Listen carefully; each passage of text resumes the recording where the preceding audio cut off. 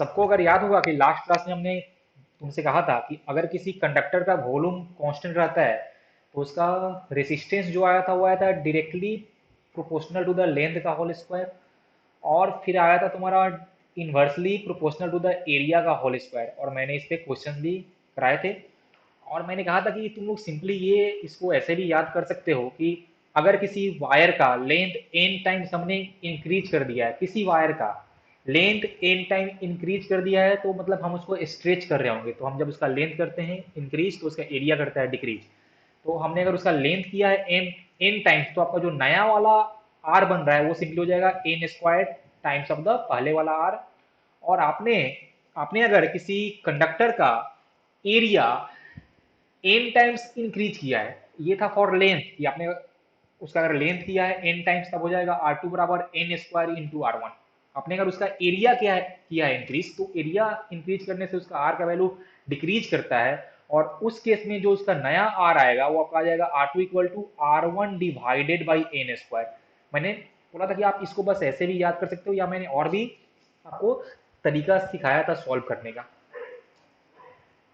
तो ये जो अपना मेथड है N square times into R one, या फिर R one by N square, या जो ये आपका था तरीका की resistance is directly proportional to the length का होल स्क्वायर, या फिर inversely proportional to the area का होल स्क्वायर, ये आपको तब यूज करना है जब हम किसी वायर को या तो स्ट्रेच करें या तो उसको हम कंप्रेस करके उसका लेंथ और एरिया चेंज करें। ये तब आपको यूज करना है जब हम किसी वायर को स्ट्रेच करें। मतलब कि अगर आपको क्वेश्चन ऐसा है कि एक मेरे पास वायर था, उसका लेंथ एल था और उसका आर का वैल्यू मान लो था 4 ओम, और हमने उसको स्ट्रेच करके उसका लेंथ कर दिया है डबल, तो आपका नया क्या होगा आर।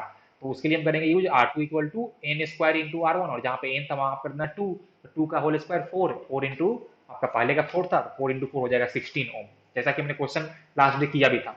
तो सिंपल सा कहानी अपने अपने मन में ये तुम लोग सेट करना कि वो जो फॉर्मूलाज थे मेरे या जो मैंने अभी बताया है वो तब है जब आप किसी कंडक्टर को स्ट्रेच या कंप्रेस करते हो, तब आप ये यूज करते हो। देखो जो मैंने यहाँ पे पहला क्वेश्चन लिया है उसने मैंने वायर को कट किया है, इसलिए मैंने पहले तुमको सिखा दिया कि लास्ट वाले तरीका जो हमने सीखा था और ये जो क्वेश्चन अभी है उसमें डिफरेंस क्या है। लास्ट वाले क्वेश्चन में या लास्ट वाले तरीका में हमने उसको स्ट्रेच किया था तो उसका लेंथ चेंज किया है तो उसका एरिया भी चेंज होता है, लेकिन यहाँ पे हमने कट किया है तो कट करने से उस वायर का या उस कंडक्टर का एरिया चेंज नहीं होगा। तो अब आप इसको R is directly proportional to the L square, या फिर R is inversely proportional to the A square, इसके लिए हम लोग अब ये यूज नहीं करेंगे। सिंपल सी कहानी ये है। तो ये आपका हो गया डिफरेंस। अब आते हैं इस क्वेश्चन पे।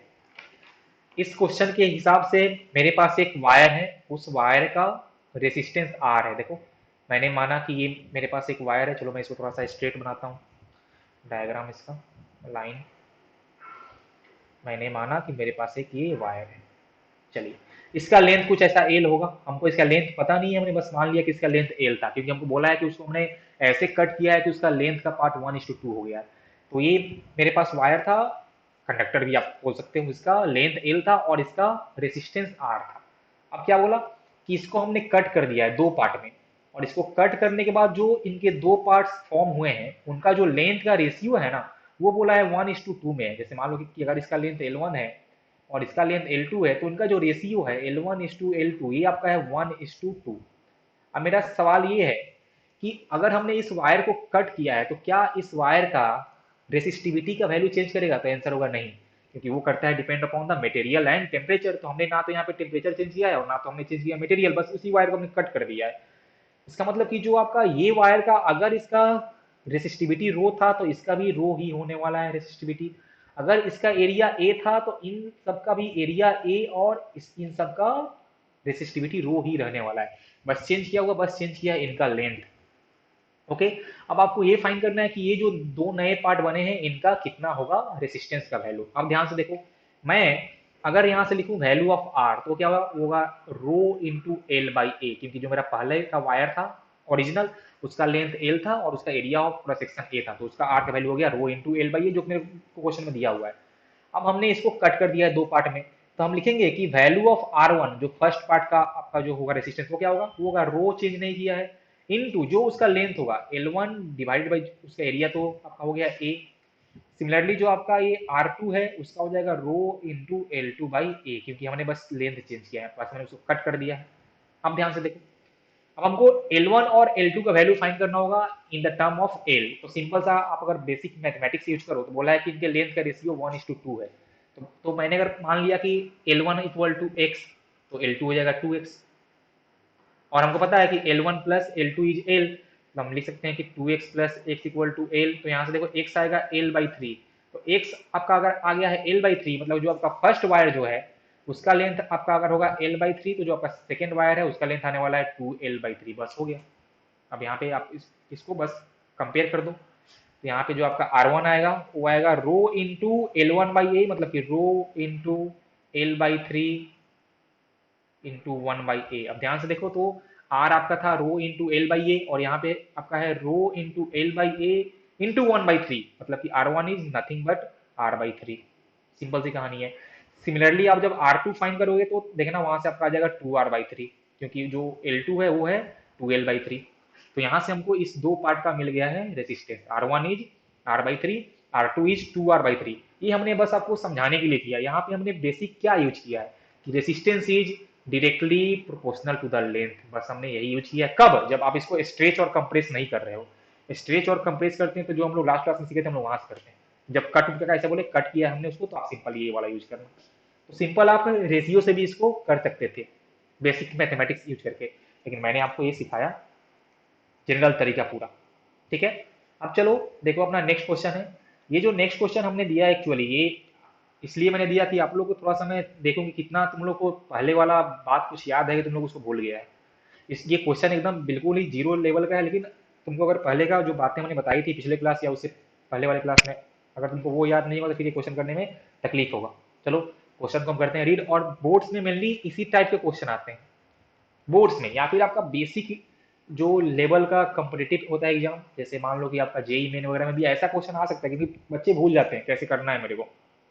सिंपल सा देखो क्या है क्वेश्चन कि calculate the electric field in a copper wire of cross sectional area 2 millimetre square carrying a current of 1 ampere. Okay.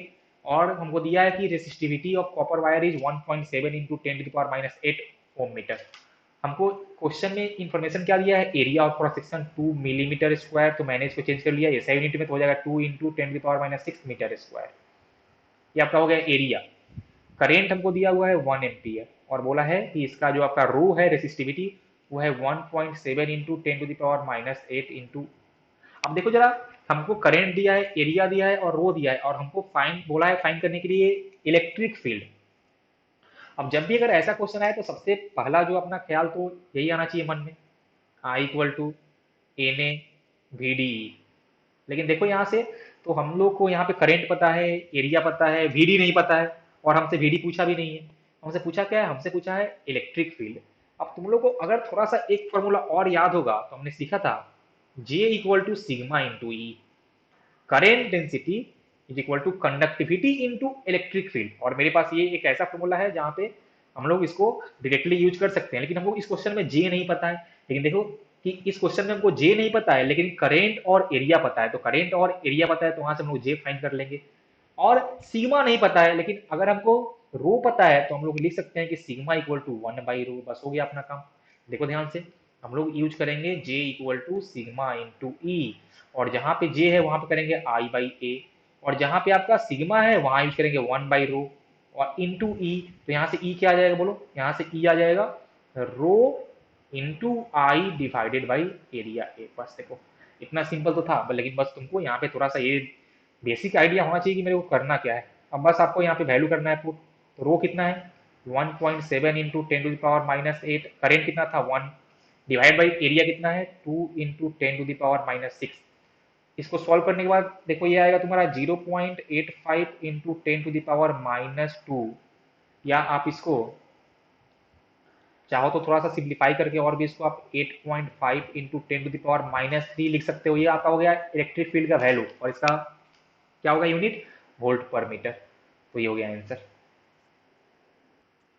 तो अपना मेन टॉपिक क्या था कि dependence of resistance on different factors, और उसमें हमने लेंथ और एरिया सीख लिया था। और थर्ड और जो सबसे इंपॉर्टेंट कहानी है वो आपका है विथ टेम्परेचर। तो अपना हम लोग टॉपिक देते हैं कि वेरिएशन ऑफ रेसिस्टेंस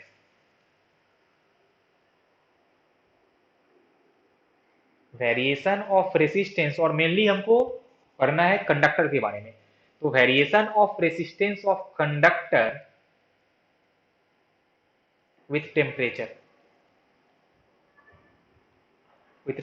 और मैंने पहले कहा भी था कि क्यों ये करता है वेरी, क्योंकि टेम्परेचर वेरी करने से आपका रो का वैल्यू चेंज कर जाता है, और रो का वैल्यू चेंज करेगा तो आपका आर का वैल्यू भी चेंज करेगा।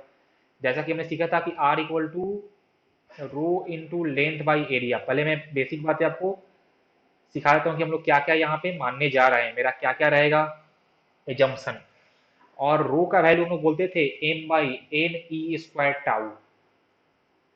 और हमने कहा था कि आपसे अगर कोई पूछे कि क्यों या कैसे टेम्परेचर चेंज करने से आपका आर का वैल्यू चेंज करता है, तो सिंपल सा कहानी ये बोलना कि आपका रो का वैल्यू चेंज करता है। रो जो होता है वो करता है depend upon temperature, and material. तो यहाँ पे हमने मटेरियल चेंज तो नहीं किया, लेकिन हमने टेम्परेचर चेंज किया। ओके, अब टेम्परेचर इंक्रीज करने से हमने कहा था कि वो जो आपका वाइब्रेंट मोशन जो होता है, वो जो आपका फ्री आयंस होते हैं, फ्री आयंस नहीं, जो आपके फिक्स आयंस होते हैं, फ्री होते हैं उसमें इलेक्ट्रॉन्स, आपके जो अगर कंडक्टर है तो उसमें फ्री होते हैं इलेक्ट्रॉन्स, जो फिक्स आयंस होते हैं पॉजिटिव आयंस, या फिर जो और भी एटम्स या मॉलिक्यूल्स होते हैं, तो उनका टेम्परेचर इंक्रीज करने से उनका वाइब्रेशन करता है इंक्रीज। और फिर जो उसमें आपके जो फ्री इलेक्ट्रॉन्स घूम रहे थे वो ज्यादा करते हैं कोलाइड, और ज्यादा करते हैं कोलाइड तो आपका मीन फ्री पाथ करता है डिक्रीज। फिर आपका ये जो टाउ है, टाउ क्या था, टाउ क्या था, एवरेज रिलैक्सेशन टाइम, कितना टाइम बाद वो नेक्स्ट कोलिजन करेगा। तो अगर वो जल्दी जल्दी कोलिजन कर रहा है तो उसका टाउ कर रहा है डिक्रीज। तो टेम्परेचर इंक्रीज करने से उसका टाउ कर रहा था डिक्रीज, और टाउ करता है डिक्रीज तो उसका रो करता है इंक्रीज। और अगर उसका रो करेगा इंक्रीज तो उसका आर भी करेगा इंक्रीज। तो सिंपल सी कहानी है कि फॉर कंडक्टर आप अगर उसका टेम्परेचर इंक्रीज करते हो तो उसका आर का वैल्यू इंक्रीज करता है। अब कितने वैल्यू से करेगा वो हम लोग सीखेंगे अभी, लेकिन फिलहाल हमने ये सीखा कि वो इंक्रीज करता है फॉर कंडक्टर ओनली। मैं इधर साइड में थोड़ा सा और करना चाहता हूँ चर्चा। तो मेनली जो अपने को मैथमेटिकली करना है वो करना है ओनली फॉर कंडक्टर, जहाँ पे टेम्परेचर इंक्रीज करने से उसका आर बढ़ेगा और टेम्परेचर डिक्रीज करने से उसका आर घटता है। लेकिन फॉर सेमी कंडक्टर देखो यहाँ से एक आपका हमने सिखाया था कि एक और मटेरियल होता है टाइप का on the basis of conductivity, और उसका नाम था सेमी कंडक्टर। सेमी, ये जो कंडक्टर है ना, ये थोड़ा सा ये कंडक्टर वाला जो आपका बिहेवियर है उसको फॉलो नहीं करता है। एक्चुअल में in semi conductor temperature increase करने से उसका रेसिस्टेंस डिक्रीज करता है फॉर सेमी कंडक्टर। सब लोग इसको ध्यान रखना। फॉर सेमी कंडक्टर आप अगर टेम्परेचर करते हो इंक्रीज तो उसका रेसिस्टेंस करता है डिक्रीज, और अगर उसका रेसिस्टेंस किया है डिक्रीज मतलब कि इसका रेसिस्टिविटी किया होगा डिक्रीज, मतलब कि हम बोल सकते हैं कि इसका कंडक्टिविटी किया होगा इंक्रीज। सिंपल, क्योंकि conductivity is inversely proportional to the resistivity, नाम से भी लग रहा है ऐसे। सिमिलरली फॉर कंडक्टर आप अगर उसका टेम्परेचर करते हो इंक्रीज तो उसका रो करता है इंक्रीज, तो उसका जो कंडक्टिविटी है वो आपका करता है डिक्रीज। तो ये तुम्हारी सिंपल सी कहानी है। अब सवाल ये उठता है कि सेमी कंडक्टर में ऐसा क्या चीज, ऐसा फर्क पड़ता है कि टेम्परेचर इंक्रीज करने से उसका आर का वैल्यू डिक्रीज कर जाता है। तो देखो यहाँ पे क्या फर्क होता है। एक्चुअली यहाँ पे दो फैक्टर्स होते हैं इन सेमी कंडक्टर। क्या होता है कि एट नॉर्मल टेम्परेचर आपके पास जो नंबर ऑफ फ्री इलेक्ट्रॉन जो ये एन है ये बहुत ज्यादा नहीं होता है, ये बहुत ज्यादा नहीं होता है। कहाँ पे, इन सेमी कंडक्टर ये तुम्हारा होता है थोड़ा लेस होता है, less number of free electrons. अब क्या होगा कि जैसे ही हम लोग सेमी कंडक्टर का टेम्परेचर करते हैं इंक्रीज, तो उनके पास जो नंबर ऑफ फ्री इलेक्ट्रॉन्स थे उनका नंबर भी करता है इंक्रीज। मतलब कि सेमी कंडक्टर का टेम्परेचर इंक्रीज करने से उनका नंबर ऑफ फ्री इलेक्ट्रॉन्स था वो करता है इंक्रीज, साथ साथ जो टाउ था वो करता है डिक्रीज। तो देखो अगर हम बात करें रो का, तो रो था आपका M by N E square tau. तो अगर एन कर रहा है इंक्रीज तो वो चाह रहा है कि रो कर जाए डिक्रीज, लेकिन टाउ कर रहा है डिक्रीज तो वो चाह रहा है कि रो कर जाए इंक्रीज। मतलब कि इस सेमी कंडक्टर वाले केस में दो फैक्टर है, एक चाहते हैं घटाना, एक चाहते हैं इंक्रीज करना। लेकिन in the case of semiconductor ये जो फैक्टर ऑफ एन जो होता है ना, N number of free electrons वाला फैक्टर, वो करता है डोमिनेट। मतलब कि अगर नंबर ऑफ फ्री इलेक्ट्रॉन्स आपका सेमी कंडक्टर में इंक्रीज कर रहा है, मतलब कि अब ज्यादा चार्ज हैं जो कि फ्रीली मूव कर सकते हैं, मतलब अब चांस है कि किसी एक पर्टिकुलर एरिया से आपका ज्यादा चार्ज फ्लो कर सकता है किसी पर्टिकुलर टाइम में। मतलब अब चांस ये है कि ज्यादा करंट आपका फ्लो कर सकता है, और ज्यादा करंट फ्लो करने का चांस आ गया मतलब उसका हम लोग बोलते हैं कि आर डिक्रीज कर गया है।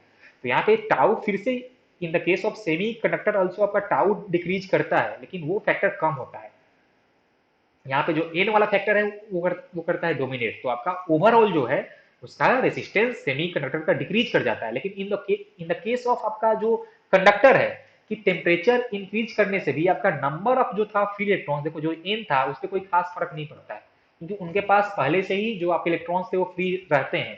तो वहां पर उनका टेम्परेचर इंक्रीज भी करो तो कोई खास फर्क नहीं पड़ता है। लेकिन जो तो उस केस में आपका जो टाउ वाला जो था फैक्टर वो करता है dominate in the case of conductor, तो इसलिए उसका आर इंक्रीज कर जाता है। तो उम्मीद करता हूँ कि बेसिक तुम लोग को ये सब बातें समझ में आ गई होगी, क्यों सेमी कंडक्टर का टेम्परेचर इंक्रीज करने से आर उसका डिक्रीज करता है।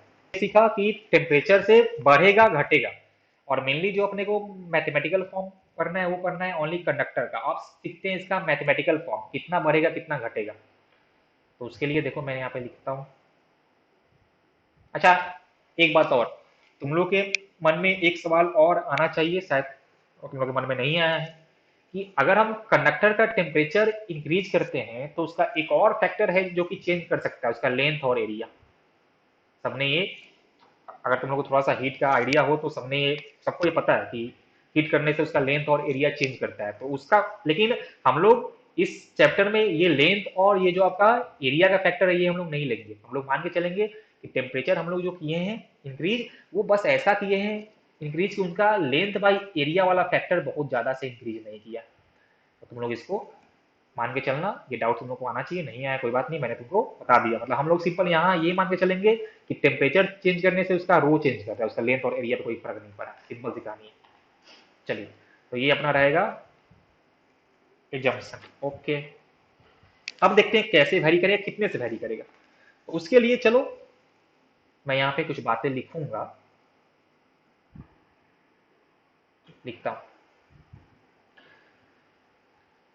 क्या बोला कि मेरे पास एक मेटालिक कंडक्टर की बात कर रहे हैं हम यहाँ, metallic conductor is also a conductor, तो उसका टेम्परेचर इंक्रीज करने से आर इंक्रीज करेगा ही करेगा। तो हम लोग जो सीखे हैं वो ठीक है, इसके लिए यूज होगा मेटालिक कंडक्टर के लिए, क्योंकि वो कंडक्टर ही है। तो let a metallic conductor having a resistance R not at 0 degree Celsius, से उसका आर नॉट था value of resistance, be heated at T degree Celsius, उसको हमने T डिग्री सेल्सियस तक हीट किया है, और हमको पता है कि हीट करने से उसका आर करेगा increase, and let its resistance at this temperature is R T, मैंने आर लिखा है और सफिक्स में लिखा है T, T for temperature. Okay, then considering normal range of temperature, normal range of temperature का मैं बात कर रहा हूं, मतलब मैं बहुत ज्यादा से ना तो बढ़ा दूंगा ना तो मैं बहुत ज्यादा से घटा दूंगा, क्योंकि फिर उस केस में आपका लेंथ और जो एरिया वाला फैक्टर था वो भी आपका आ जाएगा। तो मैं बात कर रहा हूँ नॉर्मल रेंज का, आपके जो एग्जाम में क्वेश्चन आएगा वो नॉर्मल रेंज में ही आएगा, तो आप ये फॉर्मूला यूज कर सकते हो, उसमें कोई चाप की बात नहीं है। Then considering normal range of temperature, it is found that ऐसा देखा गया that the increase in resistance, देखो मैं बात कर रहा हूं इंक्रीज इन रेसिस्टेंस का चेंज, तो मैं बात कर रहा हूं increase in resistance delta R, और जो कि आपका हो जाएगा R T minus R not, क्योंकि मैंने यहाँ पे टेम्परेचर इंक्रीज किया है तो उसका आर भी इंक्रीज किया होगा, तो चेंज लेंगे R T minus R not. तो ये जो चेंज है, चेंज डिपेंड्स नंबर वन, ये जो चेंज इन रेसिस्टेंस है वो कौन कौन से फैक्टर पे डिपेंड करता है, और यहां से हम लेके आएंगे formula. Depends number one directly directly on its initial resistance. देखो ये बहुत ही अच्छा पॉइंट है कि इसका जो चेंज है ना वो उसका पहले कितना आर था उस पर भी करता है डिपेंड, कि पहले उसका जितना आर था उतना ज्यादा से टेम्परेचर हम लोग जब चेंज करेंगे तो उसका आर भी उतना ज्यादा से चेंज करेगा, सिंपल सी कहानी है। तो नंबर वन हुआ directly on its initial resistance R naught. Okay, factor number दो, directly on the rise of temperature, directly on the rise of temperature, पक्का ना? हाँ बिल्कुल, मतलब कि डेल्टा टी, और यहाँ पे हमने उसको ऐसा माना था कि मेरा जो कंडक्टर है वो पहले था 0 पे और बाद में किया हमने उसको T डिग्री सेल्सियस पे, तो जो आपका चेंज आने वाला है वो सिंपली आएगा T degree Celsius minus 0 degree Celsius. तो आपका चेंज भी टी डिग्री सेल्सियस ही आने वाला है, क्योंकि पहले हमने माना था 0। Okay, very good.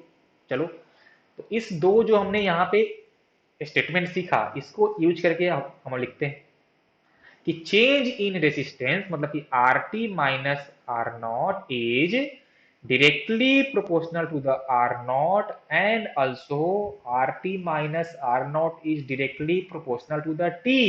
देखो मैंने यहाँ T लिया है डिग्री सेल्सियस में। Okay, combining the above equation, combining the above equation, मैंने इन दोनों को कंबाइन कर दिया तो देखो मैं लिख सकता हूं कि R T minus R not is directly proportional to the R not into T.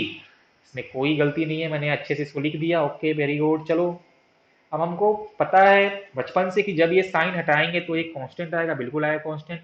तो जब मैंने ये साइन हटाया तो देखो यहाँ से आया R T minus R not, और ये साइन हटा के साइन ऑफ प्रोपोर्शनल मैंने यहाँ पे कांस्टेंट लिखा है, और उस कांस्टेंट को मैंने लिखा है अल्फा से, alpha into R not into T. देखिए अल्फा यहाँ पे कांस्टेंट आ गया, alpha is a constant, alpha is a constant, और इसका नाम है called temperature coefficient of resistance, ये इसका नाम है, temperature coefficient of resistance, temperature coefficient of resistance of the conductor. ये होता है कंडक्टर का खासियत। एक कॉपर के लिए कुछ और होगा, आपके पास अगर आयरन है तो उसका कुछ और होगा, एल्यूमिनियम है तो कुछ और होगा। तो ये अल्फा क्या करता है, अल्फा करता है डिपेंड अपॉन द मटेरियल की, किस मटेरियल से मेरा कंडक्टर बना हुआ है। तो चलिए इसको मैंने इस फॉर्म में लिख दिया। ये अल्फा बहुत ही इंपॉर्टेंट कहानी है, सब लोग इसको याद रखना। इस अल्फा का यूनिट जो होता है, जो आपको क्वेश्चन में दिया रहेगा यूनिट, वो मेनली आपको पर डिग्री सेंटीग्रेड, पर डिग्री सेंटीग्रेड में दिया रहता है। आपको कहीं कहीं पे पर केल्विन में भी दिख जाएगा, लेकिन मेनली क्वेश्चंस में आपको पर डिग्री सेंटीग्रेड में ही दिखता है। तो यूनिट ऑफ अल्फा आपका हो जाएगा पर डिग्री सेंटीग्रेड। अब देखो, तो मैं इस फॉर्मूले के अगर थोड़ा सा और करूं रीअरेंज, तो मैं लिख सकता हूं कि R T equal to R not plus R not alpha T. मैंने बस इसको थोड़ा सा किया है रीअरेंज। यहाँ पे आर नॉट कॉमन है तो R not 1 plus alpha into T. Very good. तो ये आपका हो गया टेम्परेचर ए, सॉरी, ये आपका हो गया resistance of the conductor at any given temperature. और ये हम कैसे फाइंड करेंगे, तो R T equal to R not into 1 plus alpha T. R not क्या था, temperature at 0 degree Celsius. R not क्या है, सॉरी, आर नॉट क्या था, not temperature, resistance, resistance at 0 degree Celsius.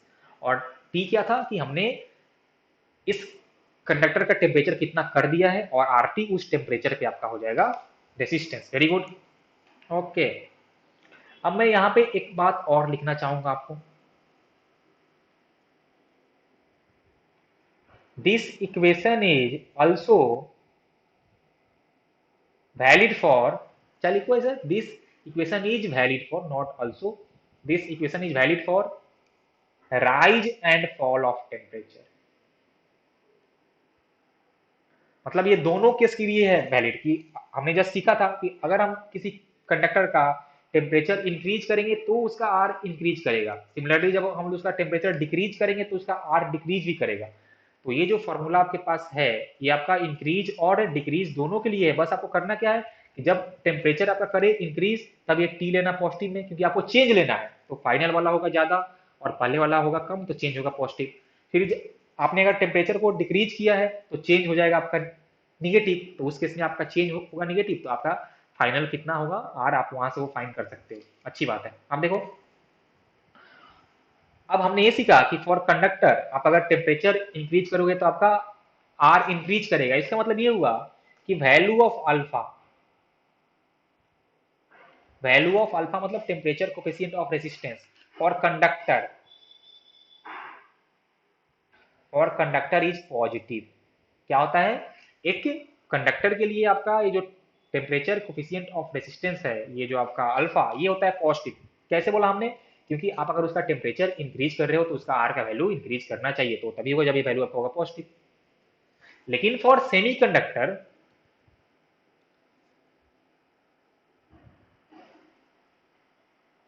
For semi conductor, ये alpha क्या होता है, अल्फा का वैल्यू होता है नेगेटिव, क्योंकि उस केस में उसका टेम्परेचर इंक्रीज करने से उसका आर का वैल्यू डिक्रीज करता है। अच्छी बात है। चलो अब हम लोग जरा इसको मानते हैं इक्वेशन नंबर 1 मान लो इसको। फ्रॉम इक्वेशन 1 देखो तो हम लोग क्या लिख सकते हैं, आर नॉट माइ, मैं तो चाहता हूँ फिर से थोड़ा सा और करना रिअरेंज, तो R T minus R not by R not equal to वहां से आ जाएगा अल्फा इंटू टी। और देखो तो यहां से मैं लिख सकता हूँ कि alpha equal to R T minus R not divided by R not into T. मैंने ये लिखा अल्फा का वैल्यू। देखो तो अल्फा का वैल्यू क्या है, change in resistance divided by जो उसका स्टार्टिंग में था resistance, also divided by temperature, कितने से हमने उसका टेम्परेचर इंक्रीज किया है। तो देखो यहाँ पे हम लोग कैसे करते हैं define alpha, how to define alpha. देखते हैं हम लोग कि temperature coefficient of resistance is defined as the increase in resistance increase in resistance per ohm increase in resistance per ohm original resistance, देखो हमने उसमें किया था यहाँ पे डिवाइड आर नॉट से, ओरिजिनल रेजिस्टेंस, ओरिजिनल रेजिस्टेंस, मैं इसको थोड़ा सा लिखता हूँ यहाँ पे, रेजिस्टेंस पर डिग्री सेंटीग्रेड, पर degree centigrade rise in temperature. This is the definition of alpha. तो तुम लोग इसको याद रखना, इसमें कोई कष्ट है नहीं, बस हमने जो यहाँ पे फॉर्मूला देखा था उसी को मैंने यहाँ पे लैंग्वेज फॉर्म में लिख दिया है। The increase in resistance per ohm original resistance पर degree centigrade rise in temperature is called temperature coefficient of resistance. Okay, इसका मतलब ये हुआ, इसका मतलब ये हुआ कि हम बोल सकते हैं कि if R not equal to 1 ohm, अगर स्टार्टिंग का रेजिस्टेंस उसका 1 ओम होता और हमने अगर टेम्परेचर 1 डिग्री सेल्सियस से इंक्रीज किया है, उस केस में जो इसका अल्फा आता वो आता simply equal to change in resistance. देखो तो मैंने यही यहाँ पे लिखा है, delta R equal to R T minus R, कि अगर उसका स्टार्टिंग का रेजिस्टेंस 1 ओम होता, यूनिटी होता, और उसका टेम्परेचर हम अगर उसका यूनिट टेम्परेचर से इंक्रीज करते तो उसका जो अल्फा आता वो आता है just equal to change in resistance. तो बस वही मैंने यहाँ भी लिखा है उसका डेफिनेशन में। अब देखो ध्यान से, होता क्या है कि ये जो फॉर्मूला नंबर 1 मेरा आया है, देखो यहाँ से मैं थोड़ा सा इसको करता हूँ ऊपर स्क्रॉल। फॉर्मूला नंबर 1 मेरा किस लिए आया है कि जब मेरे को रेसिस्टेंस पता हो एट 0 डिग्री सेल्सियस और मेरे को किसी पर्टिकुलर टेम्परेचर पे फाइंड करना हो रेसिस्टेंस, तो हम लोग ये फॉर्मूला यूज कर लेंगे। Very good.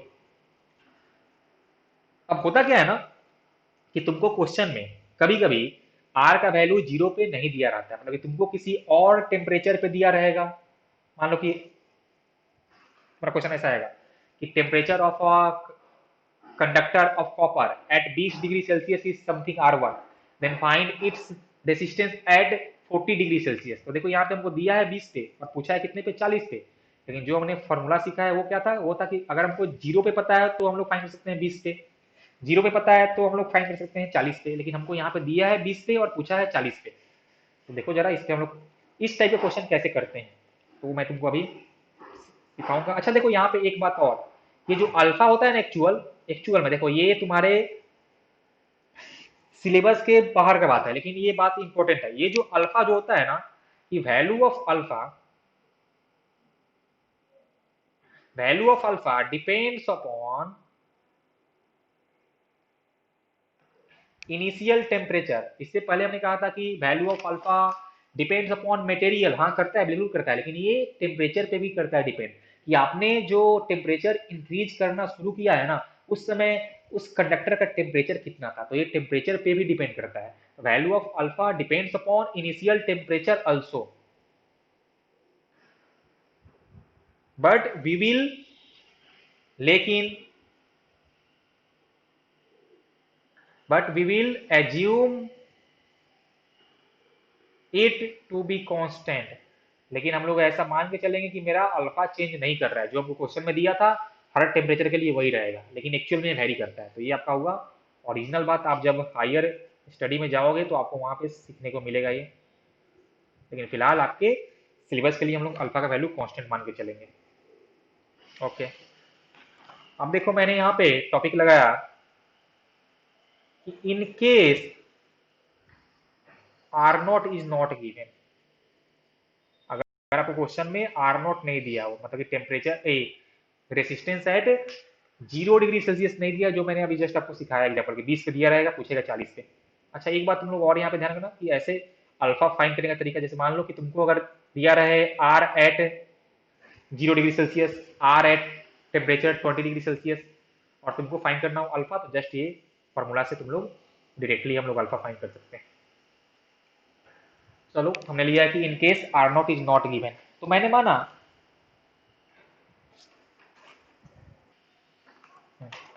माना कि लेट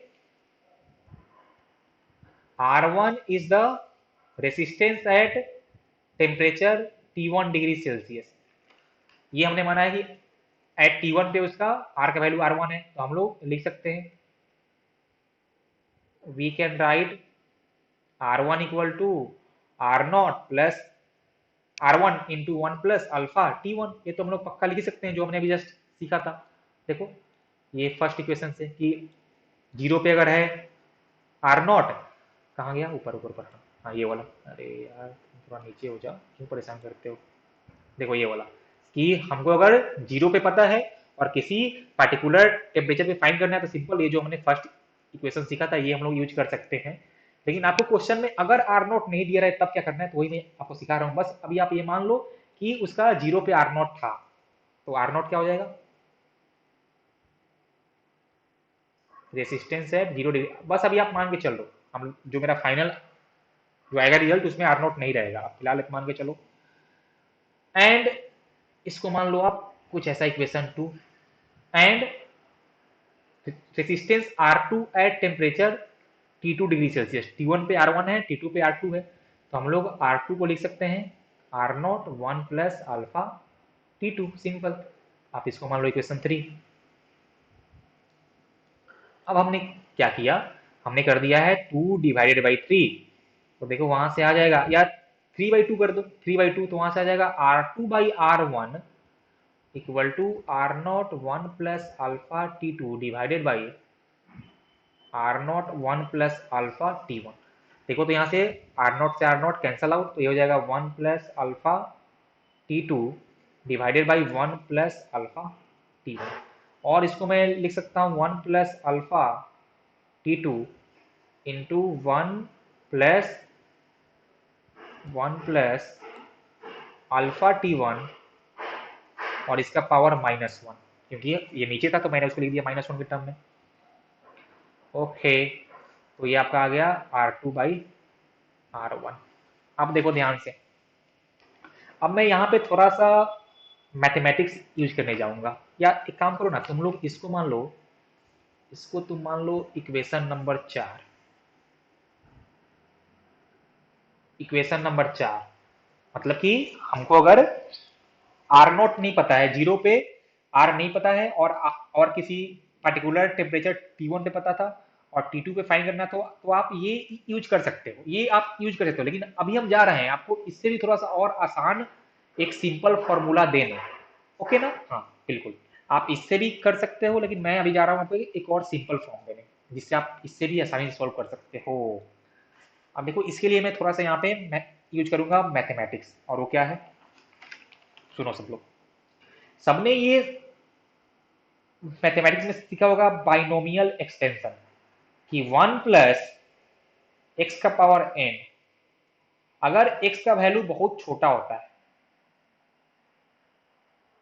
अगर x का वैल्यू बहुत स्मॉल है, तो आप इसको 1 प्लस n इंटू एक्स लिख सकते हो। और वही हम लोग यहाँ भी मानेंगे एजम्पशन कि ये जो आपका अल्फा का वैल्यू है वो बहुत स्मॉल है, और होता भी है। फॉर कॉपर इसका वैल्यू होता है 0.0004, तो ये बहुत स्मॉल होता भी है, तो आप इसको मान सकते हो। हमने क्या बोला कि फॉर कॉपर कितना होगा, ये 0.0004 फोर, सॉरी हाँ ये होता है for alpha for copper is 0.004 होता है। तो देखो बहुत छोटा है, तो बहुत छोटा है तो हम इसको इस फॉर्म में लिख सकते हैं। तो मतलब कि हम इसको लिख देंगे कि 1 + alpha T2 into 1 - alpha T1। मैंने इसको इस फॉर्म में लिख दिया, वेरी गुड। क्यों लिखा? क्योंकि अल्फा आपका बहुत छोटा है। अब देखो मैं यहाँ पे कुछ मान के काम करने जा रहा हूँ, कुछ माना मैंने अब, तो मतलब अब जो अपना सिंपलेस्ट फॉर्म आएगा वो जस्ट है अप्रोक्सीमेशन। ये जो आपका फॉर्म है नंबर 4, ये जो हमने लिखा है इक्वेशन नंबर 4, तो for more accurate calculation on the practical level हम लोग को ये इक्वेशन 4 ही यूज करना चाहिए। लेकिन हम जो आपको सिंपलेस्ट फॉर्म देने जा रहे हैं ये आपका क्लास 12 के सिलेबस में काम कर जाएगा। आपके बुक में वही दिया रहता है, लेकिन बच्चे होते हैं कंफ्यूज, कहीं होता है R0, कहीं होता है R1, लेकिन तो वो कैसे एक्चुअल में आपके बुक में दिया रहेगा मैं वो यहाँ पे आपको दिखाता हूँ। तो आप फाइनली यूज वही करना, क्योंकि आपके बुक में क्लास 12 का जो सिलेबस है उस वहां से काम हो जाएगा। अब मैं इसको अगर थोड़ा सा और सिंप्लीफाई करूँ तो 1 + देखो मैं इसको लिख सकता हूँ 1 + अल्फा, एक मिनट हो जाए, 1 - अल्फा T1। मैं यहाँ कर रहा हूँ इसको मल्टीप्लाई, प्लस यहाँ पे आ जाएगा अल्फा T2, माइनस यहाँ से आ जाएगा अल्फा² T1 इंटू T2। अब देखो हमने अभी जस्ट बोला कि अल्फा क्या होता है, अल्फा का वैल्यू बहुत स्मॉल होता है। तो अगर आपका अल्फा स्मॉल है मतलब कि ये जो अल्फा² है ये और हो जाएगा स्मॉल, मतलब कि अल्फा² इज ऑल्सो वेरी स्मॉल। मतलब कि हम लोग क्या करेंगे यहाँ पे नेग्लेक्ट कर देंगे, नेग्लेक्ट अल्फा² T1 इंटू T2। देखो ये सब आपका है अप्रोक्सीमेशन, तो जो आपके बुक में जो फॉर्मूला दिया रहता है वो आता है ओनली फ्रॉम अप्रोक्सीमेशन। एक्यूरेट जो वैल्यू आता है वो आपका आएगा यहाँ से नंबर 4 से। ओके, तो मैंने यहाँ पे अल्फा² T2 को कर दिया है नेग्लेक्ट, तो देखो यहाँ से आपका आ जाएगा 1 माइनस, और यहाँ से मैंने अल्फा ले लिया कॉमन, तो अल्फा T2 माइनस T1, और यहाँ पर आ जाएगा R2/R1। अब देखो तो यहाँ से हम लोग सिंपल लिख सकते हैं कि R2 equal to R1 into 1 + alpha T2 minus T1। अब देखो ये कितना सिंपल फॉर्म में आ गया, जैसा हमने सीखा था फॉर जीरो वाले के लिए कि आपको अगर आर दिया रहे जीरो पे, वैसा ही आ गया कि हमको अगर किसी और टेम्परेचर पे आर पता हो तो हमने वैसा ही इक्वेशन बना लिया। लेकिन वो आपका जस्ट अप्रोक्सीमेट फॉर्म है। देखो जब हमको था पता जीरो पे तो हमने सीखा था कि कैसे फाइंड करते हैं किसी और टेम्परेचर पे, तो आया था R3 equal to R0 into 1 + alpha T। और देखो सिमिलर यहाँ भी आ गया है कि जीरो के अलावा किसी और पे पता हो तो भी हमने इसको इस फॉर्म में लेके आ गए हैं कि R2 equal to R1 into 1 + alpha T2 - T1। आप इसको चाहो तो थोड़ा सा इसको और लिख लो अच्छे फॉर्म में, R2 equal to R1 1 + alpha into simple delta T. देखो ये आपका आ गया सिंपलेस्ट फॉर्म। मतलब जैसा था फॉर जीरो के लिए कि आपको अगर जीरो पे पता हो तो किसी और पे फाइंड करना हो, वैसा ही आपका आ गया कि किसी जीरो के अलावा किसी और टेम्परेचर पे पता हो और किसी और पे फाइंड करना है, मतलब कि आपको 20 पे पता है फाइंड करना है 40 पे, तो आप ये वाला फॉर्मूला भी इस फॉर्म में आप यूज कर सकते हो। तो इसको मैंने माना है इक्वेशन नंबर 5। और ये आपका क्या है, ये आपका है अप्रोक्सीमेशन से आया है। लेकिन फॉर क्लास 12 सिलेबस, और क्लास 12 आपका ये वैलिड है। तो आप लोग बस अब इसको याद रखना, और किताब में आपको यही मिलता है कि R2 equal to R1 1 + alpha into delta T. ठीक है, हमारा इस यहाँ से काम चल जाएगा। ठीक है ना? अब देखो मान लो कि हमको अगर टेम्परेचर T1 और T2 पे पता हो R1 R2, और मेरे को अल्फा फाइंड करना होता है, फिर से हम लोग देखो यहाँ से लिख सकते हैं कि alpha equal to we can write, ये सब फॉर्मूला है, इसको याद करना। और अगर फॉर्मूला तुमको याद नहीं है तो बस ये वाला तो तुमको हमेशा याद रहेगा, ये तुम अब कभी नहीं भूलेगा कि R2 equal to R1 into 1 + alpha delta T. अगर मान लो कि ये तुम अल्फा का इस फॉर्म में याद रखते हो तो जल्दी क्वेश्चन सॉल्व हो जाएगा। अल्फा इक्वल टू देखो यहाँ से हम लिख सकते हैं R2 minus R1 divided by R1 into delta T, या सिंपल सा डेल्टा आर बाई पहले का रेसिस्टेंस इंटू डेल्टा टी, बस अल्फा के लिए, क्या तुमको अल्फा फाइंड करना हो तो। चलो, तो ये मैंने तुमको 3 4 फॉर्मूला यहाँ पे दिए हैं, तुम लोग उसको ध्यान रखना, सारा क्वेश्चन बन जाएगा इससे। अब चलो देखते हैं ग्राफ।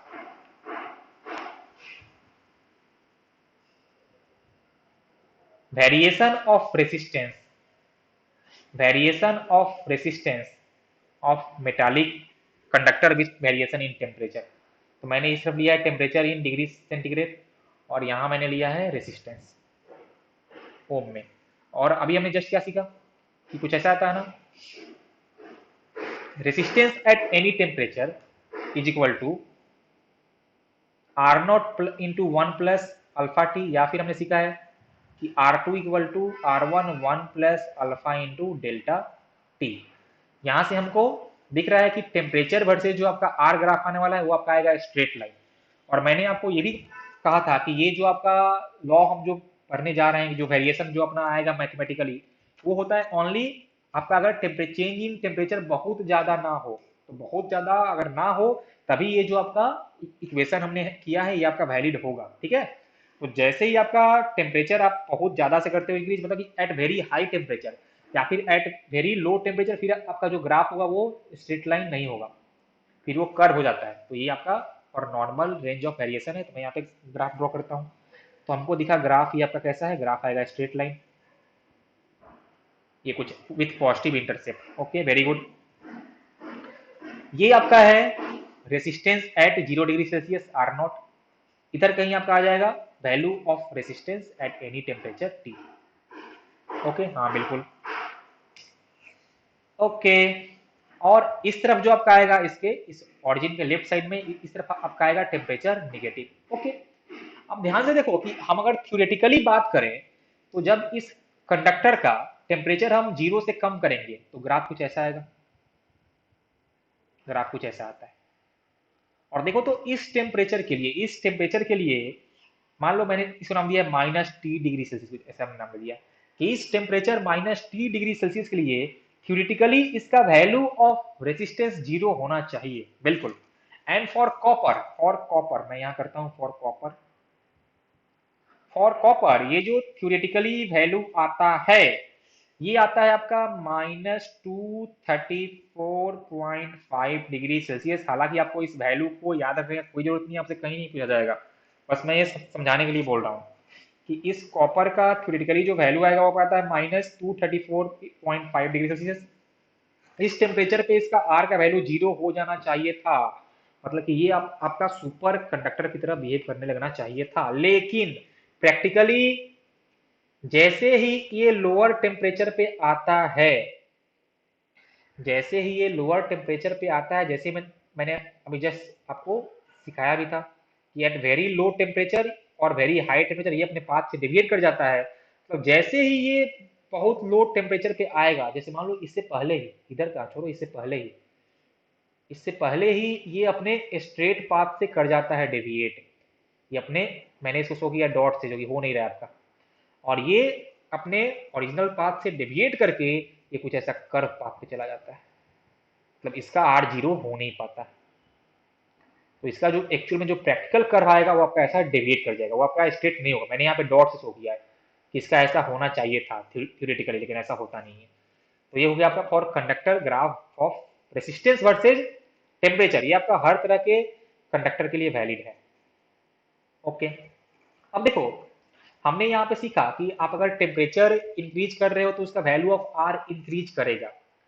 अब सबका सेम वैल्यू से इंक्रीज नहीं करता है, जिसका अल्फा होगा ज्यादा उसका आर ज्यादा होगा इंक्रीज, जिनका अल्फा कम होगा उनका कम करता है इंक्रीज। तो वैसे ही देखो जैसे कि फॉर कॉपर जो आपके वायर, जब फॉर कॉपर मेटल या फॉर आपके जो ये हैं आपके एल्यूमिनियम है, इनके लिए जो अल्फा का वैल्यू होता है ना वो थोड़ा सा होता है ज्यादा, रिलेटिवली हाई। ये पॉजिटिव होता है और होता है रिलेटिवली हाई। लेकिन फॉर एलॉय, मेटल के एलॉय जैसे फॉर नाइक्रोम,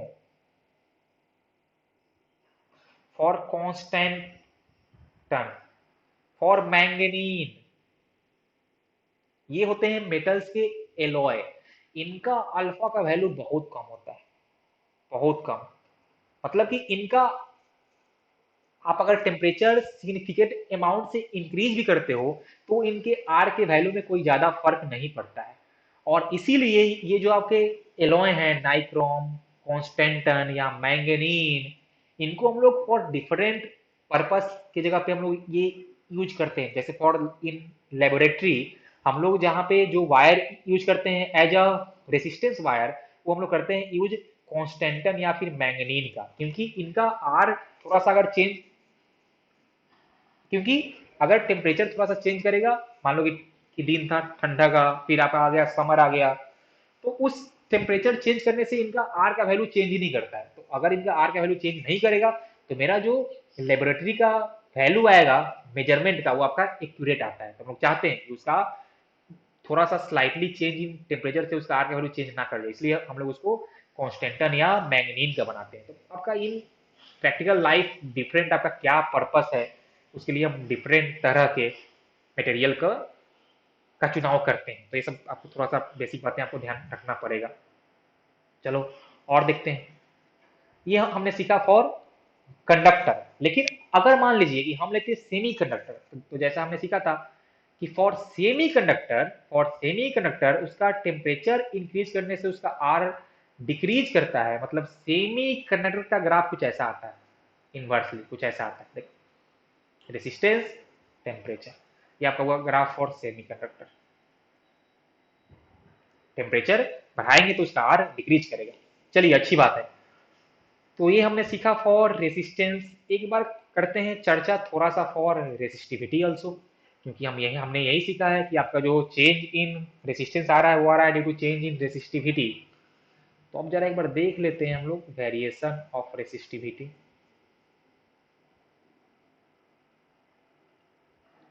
तो जैसा आर का होता है वैसा रो का भी होता है। Rho equal to rho naught into 1 + α × delta T. क्योंकि हमने ऐसा मान के हम जा रहे हैं, यहाँ पे खाली टी लिख दो, क्योंकि हमने अपने यहाँ पे रो नॉट लिखा है। टेम्परेचर आपने जो स्टार्ट किया था वो किया है 0 से, सिंपल लिख दो α × टी। क्योंकि हम लोग ऐसा मान के चल रहे थे कि लेंथ और एरिया चेंज नहीं कर रहा है, तो जैसे जैसे आपका रो वेरी करेगा आर भी वैसे ही वेरी करेगा। सिमिलरली फॉर मेटालिक कंडक्टर इसका ग्राफ होना चाहिए स्ट्रेट लाइन, होता भी है। और नॉर्मल रेंज ऑफ टेम्परेचर, आप जैसे इसका टेम्परेचर बहुत ज़्यादा या बहुत लो करोगे फिर ये अपने पाथ से कर जाएगा डेविएट। रेसिस्टिविटी फॉर मैंने बनाया है मेटालिक कंडक्टर। अच्छा, और मेटालिक कंडक्टर जो रो का जो एक होता है ना रेंज ऑफ वैल्यू, वो कुछ आता है, या इसका ऑर्डर आता है 10⁻⁻8 ओम इंटू मीटर। ये काफ़ी कम होता है, और ये काफ़ी कम होता है तभी तो ये अच्छा कंडक्टर है। तो इनके जो मेटालिक जो आपके होते हैं कंडक्टर, इनका जो रो का वैल्यू वो 10⁻⁻8 ओम इंटू मीटर के रेंज में आता है, ऑर्डर में आता है। और इधर मैंने लिया है टेम्परेचर इन डिग्री सेल्सियस। फिर से आप जब जैसे ही आप इनका टेम्परेचर बहुत हाई या बहुत कम करोगे तो फिर ये अपने पाथ से कर जाएंगे डेविएट। तो ये हुआ फॉर मेटालिक कंडक्टर। अगर मैं बात करूं फॉर एलॉय, तो हमने अभी जस्ट सीखा है कि फॉर एलॉय क्या होता है कि उनका जो रो का वैल्यू होता है वो होता है लगभग इंडिपेंडेंट ऑफ द टेम्परेचर। मतलब कि आप अगर उनका टेम्परेचर चेंज करते हो तो उनके रो के वैल्यू में कोई खास फर्क नहीं आता है। तो उनका जो ग्राफ आप जब बनाओगे तो वो लगभग कांस्टेंट, ये थोड़ा चेंज होगा, एकदम स्मॉल चेंज होता है, एकदम स्मॉल चेंज। तो कुछ तुम ऐसे बना देगा, एकदम वो तुम्हारा शेक नहीं होता है, कुछ चेंज करता है। तो इसलिए मैंने थोड़ा सा इसको डिवाइड कर दिया। तो ये तुम्हारा हो गया है और alloy such as constantan, manganin, okay ना, ओके, नाइक्रोम, सिंपल सी कहानी है तुम्हारा। ओके, फिर से फॉर सेमीकंडक्टर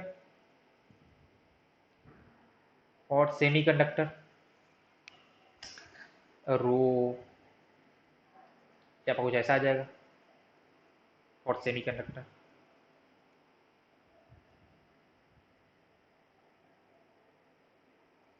ये रो जो आपका हो जाता है फॉर सेमीकंडक्टर, ये आपका आता है थोड़ा उस केस में, ये आपका in the case of semiconductor at room temperature rho का वैल्यू थोड़ा क्या काफी हाई हो जाता है, काफी हाई होता है। तो यहाँ से ओम इंटू मीटर, आपको वैल्यू कितना होता है वो आपको याद नहीं करना है, लेकिन वो काफी हाई होता है compare to the metallic conductor. वो होता है लगभग आपका फॉर सिलिकॉन होता है 640 ओम मीटर, फॉर जर्मेनियम आपका होता है 0.46 ओम मीटर, लेकिन वो काफी हाई होता है compare to the metallic conductor. तो ये कहानी आप लोग थोड़ा सा याद रखना। और ये थ्योरी पार्ट हमने कर लिया, और जो फॉर्मूला अभी सिखाया वो फॉर्मूला तुम्हें भूलना मत, अभी उससे हम लोग क्वेश्चंस करेंगे। चलो, तो ये अपना हुआ पहला question, resistance of a silver wire is 1 ohm at 20 degree centigrade, full stop. The wire is placed in a liquid and its resistance rises to 1.2 ohm. What is temperature of the liquid? Full stop. Alpha of silver दिया हुआ है 3.8 into 10 to the power minus 3 पर degree centigrade. Okay okay, चलिए हमको find करना है temperature. हमको find करना है टेम्परेचर. Very good. यूज, अच्छा देखो, यूज करने से पहले थोड़ा मान लो. देखो तो हमको यहाँ पे R1 दिया हुआ है 1 ओम, T1 दिया हुआ है 20 डिग्री सेंटीग्रेड, R2 दिया हुआ है 1.2 ओम और T2 तो हमको फाइंड ही करना है और अल्फा दिया है 3.8 into 10 to the power minus 3 पर डिग्री सेंटीग्रेड. कौन सा इक्वेशन मेरे को यूज करना चाहिए? तो सबके मन में ख्याल आएगा यूज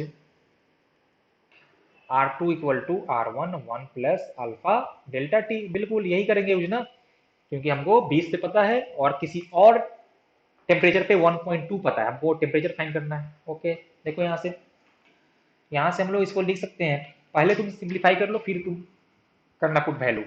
हो जाएगा R2 minus R1 equal to R1 alpha delta T. बिल्कुल. और यहाँ से हम लोग लिख सकते हैं कि delta T equal to R2 minus R1 divided by R1 into alpha. अब यहाँ से हमको मिल जाएगा डेल्टा टी, और डेल्टा टी हमको जैसे ही मिल जाएगा हम लोग वो पार्टिकुलर टेम्परेचर भी फाइंड कर लेंगे. तो मान लिया हमने कि वो जो टेम्परेचर पूछा है वो T2 था, तो T2 माइनस जो हमको दिया है वो कितना है टेम्परेचर, 20 दिया था. तो T2 माइनस 20 इक्वल टू ये R2 minus R1 by R1 into alpha. बस अब तुमको वैल्यू करना है, पुट जल्दी से करो. तो R2 कितना है? R2 है 1.2, है ना. R2 है 1.2, R1 है 1 ohm by R1 1 ohm into alpha. Alpha दिया है 3.8 into 10 to the power minus 3. बस इसको सॉल्व करो. अब कितना आ रहा है देखो. तो यहाँ से आ जाएगा 0.2 डिवाइडेड बाई 3.8 और ये आपका हो जाएगा 10 टू द पावर 3. मतलब आप इसको लिख सकते हो 200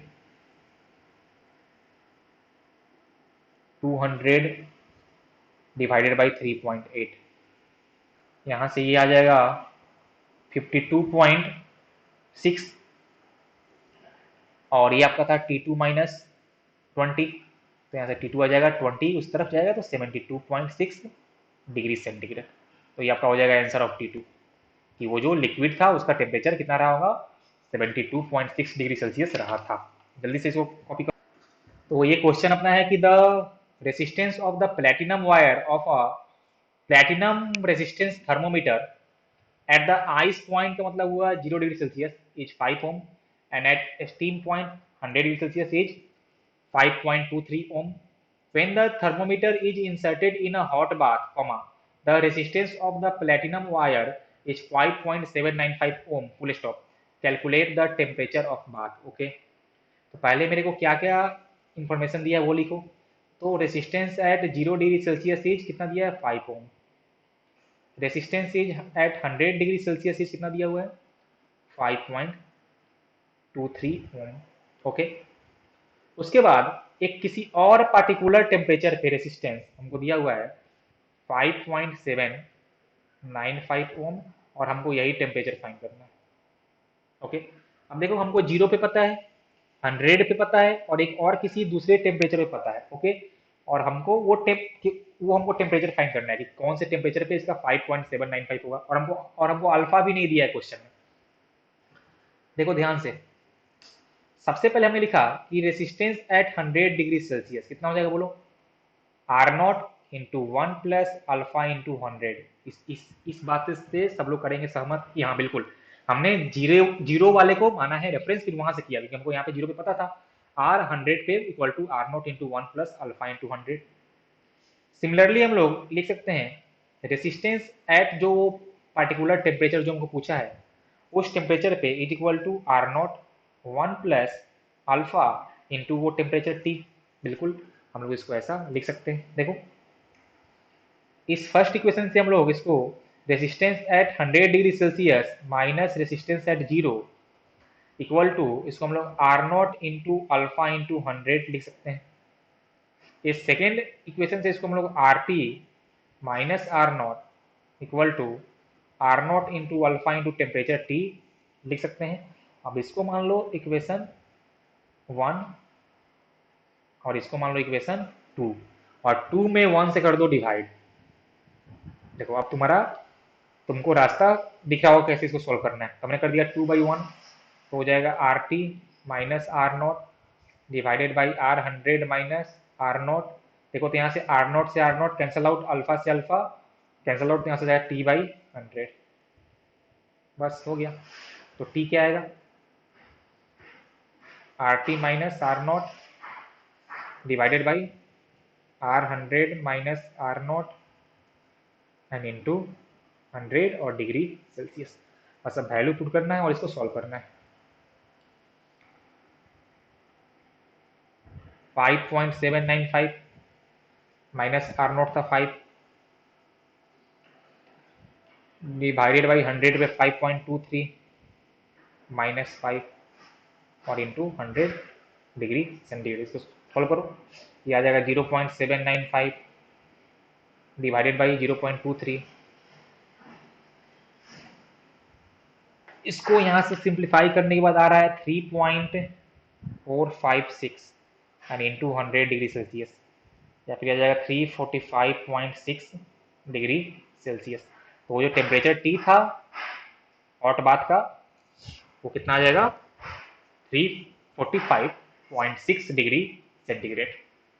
चलो ये होमवर्क क्वेश्चन है और इसको कैसे करना है अप्रोच मैं तुमको हिंट दे देता हूँ। क्वेश्चन है कि an electric toaster uses nichrome for its heating element, full stop, when a negligibly small current passes through it। इसका मतलब ये हुआ कि जब बहुत करंट पास कर रहा होगा तो उस वायर का टेम्परेचर करंट के चलते चेंज नहीं करेगा, मतलब जो उसके आसपास का टेम्परेचर होगा हम लोग वही टेम्परेचर उस वायर का ही मान के चलेंगे, तो इसलिए दिया है negligibly current. Okay, so it's resistance at room temperature 27 degree Celsius is found to be 75.3 ohm. मतलब कि आप मान लेना कि resistance at 27 degree Celsius is 75.3 ohm. Okay, उसके बाद बोला कि when the toaster is connected to a 230 volt supply, जब हमने इसको 230 वोल्ट के सप्लाई से कनेक्ट कर दिया, the current settles after few seconds to a value of 2.68 ampere. What is the steady temperature of nichrome element. देखो वो toaster है तो क्या होगा, जब उससे करंट फ्लो करेगा तो वो हीट करेगा, वो गर्म होगा, तो उसका जो क्वाइलिंग था उसका टेम्परेचर राइज करेगा, तो अगर टेम्परेचर राइज करेगा तो उसका आर का वैल्यू भी राइज करेगा। तो मेरे को 27 डिग्री सेल्सियस पे आर का वैल्यू पता है। अब ये जब उसका टेम्परेचर क्या हो गया है उस टोस्टर का, वो हमको पता नहीं है, हमको वही फाइंड करना है। पूछा आपसे कि what is the steady temperature of nichrome element. Okay, अब अगर मेरे को वो टेम्परेचर फाइंड करना होगा तो पहले हम लोग ये फाइंड कर लेंगे कि वहां पे उसका आर का वैल्यू क्या होगा, और वहां पे उसका आर का वैल्यू फाइंड करने के लिए आपको वोल्टेज दिया है, आपको करंट दिया है, तो V बाई आई से आप फाइंड कर लेना कि कितना उसका वैल्यू ऑफ आर आ रहा है, और वही आपका आर हो जाएगा उस टेम्परेचर पे। अब देखो तो आपको उस टेम्परेचर पे आर का वैल्यू मिल गया है, आपको 27 पे पता था आर का वैल्यू, आपको अल्फा पता है। आप सिंपल जो हम लोग पहले का तरीका है आप उससे बिल्कुल ही आसानी से सॉल्व कर सकते हो। जस्ट करना क्या यूज कि resistance at T degree Celsius is resistance at 27 into 1 plus alpha into delta T. बस आपको यही वाला मेथड यूज करना है, आप सॉल्व करना। मैं इसका आंसर आपको बोल देता हूँ, आंसर आएगा 847 डिग्री सेल्सियस, ये आंसर होगा। सब लोग घर पे करना ट्राई, कुछ दिक्कत हो तो मेरे से पूछना, ये जो नेक्स्ट क्लास होगा उसमें।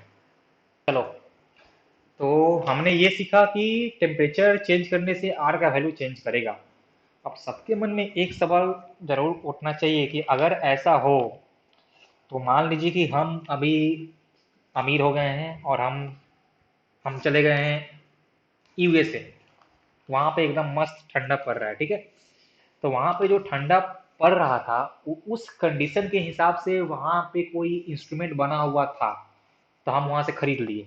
एकदम ठंडा वाले एक्सट्रीम कंडीशन पे वो लोग कुछ अपना ऐसा बनाया था, रेडियो टीवी कुछ भी ऐसा, हम वहाँ से खरीद लिए।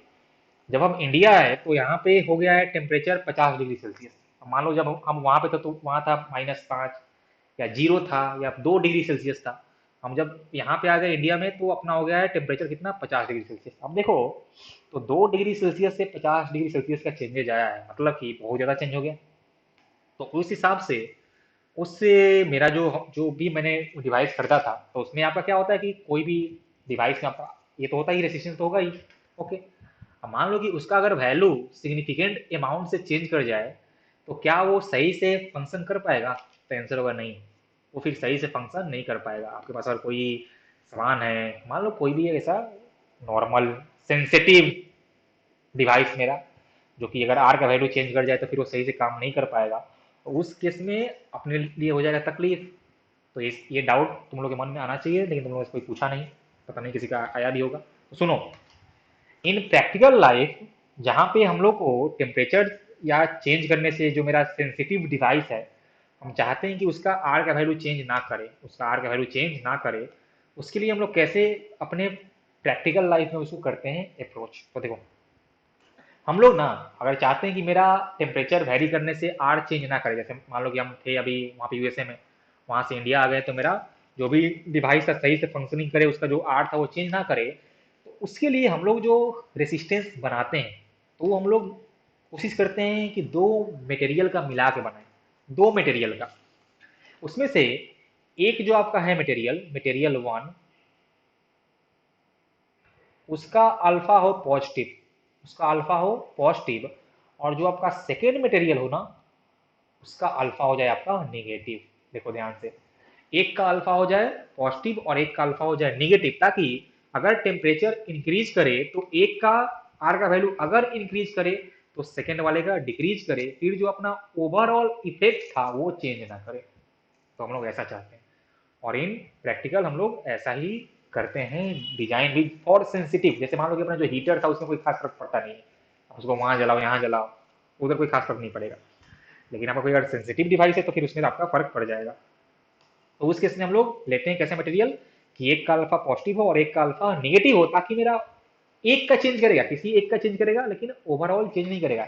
एक का करेगा इंक्रीज तो सेकंड का करेगा डिक्रीज। तो देखो, इस टाइप का आपका अगर इस टॉपिक से क्वेश्चन बनना हुआ जेई में, तो इसी टॉपिक से क्वेश्चन बन सकता है, क्योंकि ये आपका प्रैक्टिकल लाइफ से भी है और यहाँ से क्वेश्चन अच्छा ही बनता है। तो लेकिन इसका सॉल्व करने का तरीका बहुत आसान है, बस आपको यही सोचना था कि एक का अल्फा पॉजिटिव तो एक का अल्फा नेगेटिव। हम देखो, जैसे मान लो कि हम चाहते हैं कि मेरा जो भी अपना ये बने रेसिस्टेंस, ये हो जाए तुम्हारा इंडिपेंडेंट फ्रॉम टेम्परेचर, बिल्कुल ही, बिल्कुल ही टेम्परेचर पे डिपेंड ना करे। तो हमने क्या किया कि हमने लिया हमने,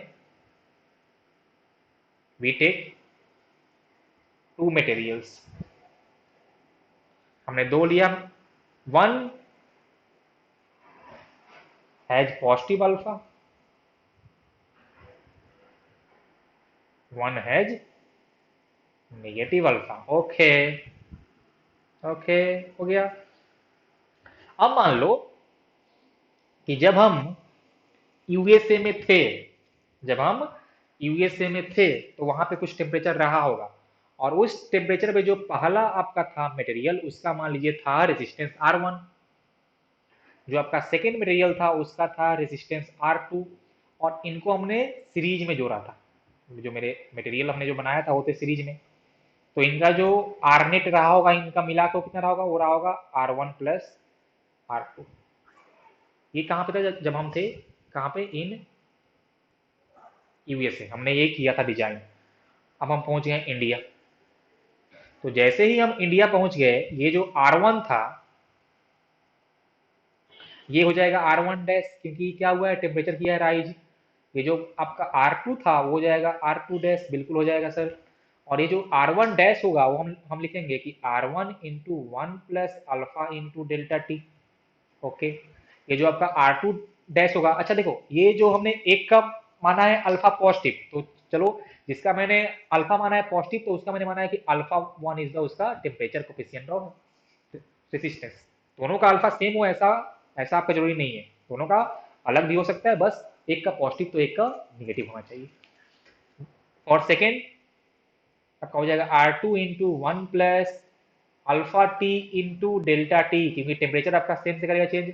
अब क्या, ये जो अल्फा टू होगा वो क्या होगा, पॉजिटिव की निगेटिव, तो आंसर होगा पॉजिटिव, क्या होगा आंसर, आंसर होगा निगेटिव, अल्फा टू मस्ट भी निगेटिव। तो मतलब यहाँ पे प्लस नहीं, इस बार हम यहाँ पे यूज करेंगे 1 माइनस अल्फा। ओके। ओके, तो इंडिया में आने के बाद जो इनका आरनेट होने वाला है उसको मैंने लिखा आरनेट डैश से, तो वह कितना हो जाएगा, वो आपका हो जाएगा R1 dash plus R2 dash. इसको मैं लिखूंगा R1 into one plus alpha one into delta T plus R2 into one plus alpha two into delta T sorry.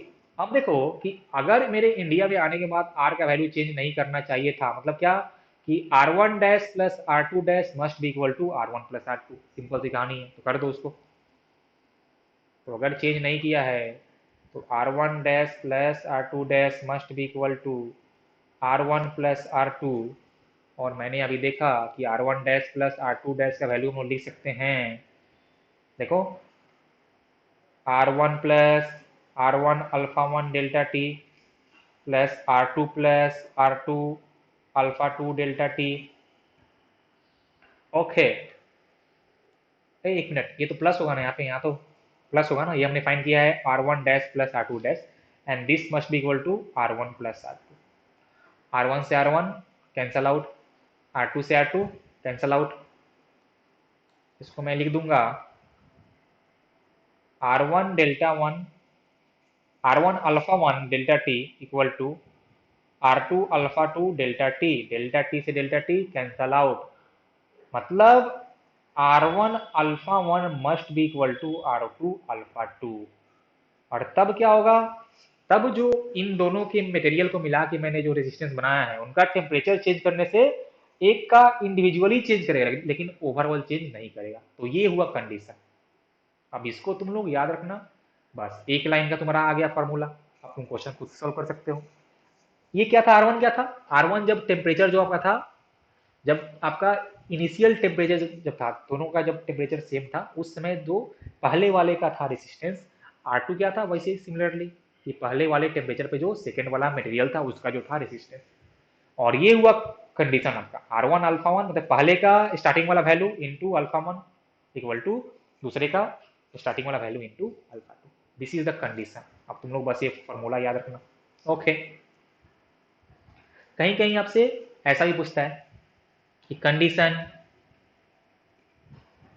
और overall alpha to be zero, मतलब एक मटेरियल का overall temperature coefficient of resistance zero हो जाए, इसका मतलब क्या कि उस केस में जो मेरा रेसिस्टेंस हो जाएगा, इस केस में जो मेरा रेसिस्टेंस होगा वो होगा इंडिपेंडेंट ऑफ टेम्परेचर, हो जाएगा इंडिपेंडेंट ऑफ टेम्परेचर। और देखो यही तो है कंडीशन, यही तो है कंडीशन कि इसी कंडीशन में आपका जो रेसिस्टेंस हो रहा है वो हो रहा है इंडिपेंडेंट ऑफ द टेम्परेचर। तो R1 alpha equal to R2 alpha two is also the condition for, ताकि आपका ओवरऑल टेम्परेचर कोफिशिएंट जीरो हो जाए। समझे कि नहीं समझे, बोलो जल्दी।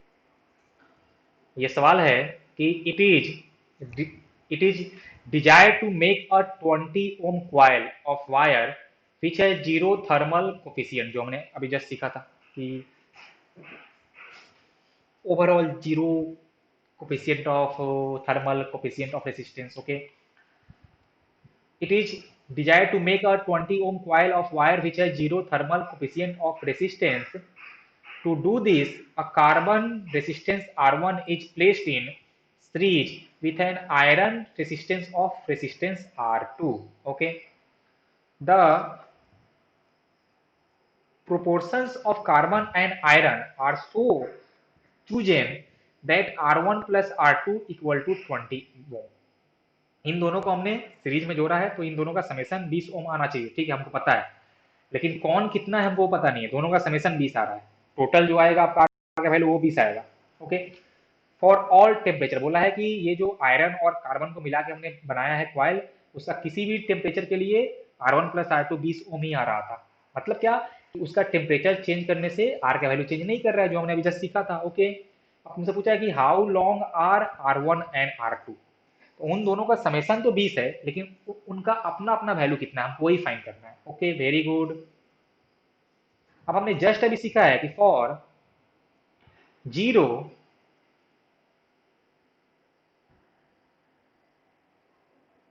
टेम्परेचर कोफिशिएंट ऑफ रेसिस्टेंस या फिर अल्फा,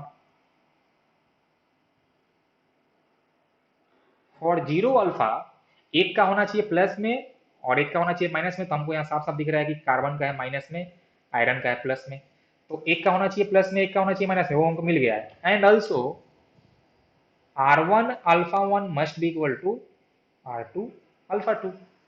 मतलब कि हम लोग यहाँ पे लिख सकते हैं कि कार्बन वाले पार्ट का resistance into alpha of carbon equal to iron वाले पार्ट का resistance into alpha of iron. Very good very good. अब देखो ध्यान से कि मेरे पास दो अननोन है, कार्बन का भी नहीं पता है, आयरन का भी नहीं पता है, ओके। लेकिन हमको दिया है कि R1 plus R2 equal to 20, तो दोनों का समेशन 20 है, तो let RC equal to X. मैंने मान लिया कि कार्बन का जो रेजिस्टेंस है वो है 20 सॉरी 1 ओम, तो जो आपका आयरन का हो जाएगा वो कितना हो जाएगा, वो हो जाएगा 20 माइनस 1 ओम। बस अब हो गया, बस अब वैल्यू यहाँ पे करो पुट। तो वैल्यू पुट करेंगे तो RC जहाँ था वहां हमने कर दिया x इंटू अल्फा सी कितना है बोलो, 0.5 इंटू 10⁻³ आर एफी कितना आ गया आपका 20 माइनस 6 इंटू अल्फा ऑफ एफी 5 into 10⁻³ 10⁻³ both side cancel out, okay. ये आपका हो जाएगा 10, तो यहाँ से हो जाएगा x equal to 200 minus 10x, या हम लिखते हैं कि 11x इक्वल टू 200। जल्दी से सॉल्व करो और यहाँ से वैल्यू ऑफ x फाइंड कर लो। जो भी यहाँ से x आएगा वो आएगा वैल्यू ऑफ कार्बन का जो पार्ट वाले का रेसिस्टेंस जो होगा, तो 200/11 ओम। सॉल्व करने के बाद आ रहा है 18.18 ओम, या इसको आप 18.2 ओम भी लिख सकते हो राउंड फिगर में, इसको हमने राउंड अप कर दिया। तो ये किसका आया, ये आया कार्बन वाले पार्ट का जो आपका आ रहा है रेसिस्टेंस, वो आ रहा है 18.18 ओम। अब आप यहाँ से फाइंड कर लो आप किसका, तो ये आपका हो गया कार्बन वाले पार्ट का, या जिसको मैंने R1 भी कहा था, तो R1 बोल लो आप उसको बोल लो कार्बन वाला, तो हो जाएगा x इक्वल टू 18.18 ओम। अब यहाँ से फाइंड कर लो resistance of part of iron, तो हो जाएगा 20 माइनस एक्स, देखो कितना आएगा, क्या जाएगा 1.82 ओम। तो जो आपका वो जो पार्ट था आयरन वाला उसका आ जाएगा 1.82, ठीक है। तो ये हो गया आंसर। चलिए अपना जो नेक्स्ट टॉपिक है वो है reading the value of carbon resistor. Value of carbon resistor, ये सबने कहीं ना कहीं देखा होगा, मेनली इन जनरल आपका circuit of electronics. In electronic circuit आपको कार्बन रेसिस्टेंस दिख जाता है, वो कुछ ऐसा होता है, वो पतला सा होता है, शेप ऑफ सिलेंडर, और उसमें तीन चार आपको दिखते हैं कलर बैंड। अरे बाप रे, ये तो इतना ज्यादा डार्क हो गया, रुक जाओ रुक जाओ। उसमें आपके तीन चार होते हैं कलर बैंड, मैं शो करता हूँ कैसा होता है। ये कुछ ऐसा, एक बैंड होता है, फिर दो बैंड होता है, तीन बैंड होता है और चार बैंड होता है ऐसे, और यहाँ पे होते हैं दो होते हैं यहाँ पे टर्मिनल, और इनको हम बोलते हैं कार्बन रेसिस्टेंस। ये आपको मार्केट में इजिली काफी वाइड रेंज में, वैल्यू के रेंज में ये आपको मिलते हैं। तो जनरल अगर तुमने कभी स्कूल में कुछ बनाया होगा साइंस का प्रोजेक्ट, फिजिक्स का कुछ ऐसा, तो वहां पे तुम लोग ये वाला यूज किया होगा रेसिस्टेंस, जिसको हम बोलते हैं कार्बन रेसिस्टेंस। तो इन इलेक्ट्रॉनिक सर्किट हम लोग इसका बहुत ही फ्रिक्वेंटली यूज करते हैं, क्योंकि ये चीप और इजिली आपका मार्केट में मिल जाता है, और इसका वाइड रेंज का वैल्यूज भी होता है। चलिए अब अपना सवाल ये कि इसका हम लोग वैल्यू पता कैसे करेंगे कि इसका वैल्यू कितना है। तो आप केवल उसका कलर देख के, देखो इसका कलर कोड दे, जो ये इस पे जो चार होता है कलर ना, आप बस ये कलर देख के आप उसका वैल्यू बता सकते हो। तो कैसे करते हैं उसको रीड, में वही आपको जा रहा हूं अभी सिखाने। ये बोर्ड्स में 1 मार्क्स का यहाँ से क्वेश्चन आता है, 1 मार्क्स का, 1 मार्क्स का आपका बोर्ड में क्वेश्चन आएगा यहाँ से। लेकिन जानना ये इसलिए है जरूरी कि आप कभी अगर कोई सर्किट ड्रॉ कर रहे हो, बना रहे हो, तो वहां पे रेसिस्टेंस का वैल्यू जानना आपके लिए जरूरी है। अब देखो बहुत ही आसान होता है, यहाँ पे देखो तो मैंने कुछ लिखा है कलर, सबको दिख रहा होगा, black, brown, red, orange, yellow, green, blue, violet, grey, white, gold, silver और लास्ट में है नन, मतलब कि नन का मतलब हुआ कि कलरलेस, अगर कोई कलरलेस कलर नहीं था तो अब्सेंस ऑफ कलर। ओके, अब देखिए आपको ये जो कलर है वो आपको जिस ऑर्डर में दिया है उसी ऑर्डर में आपको याद रखना है, black brown.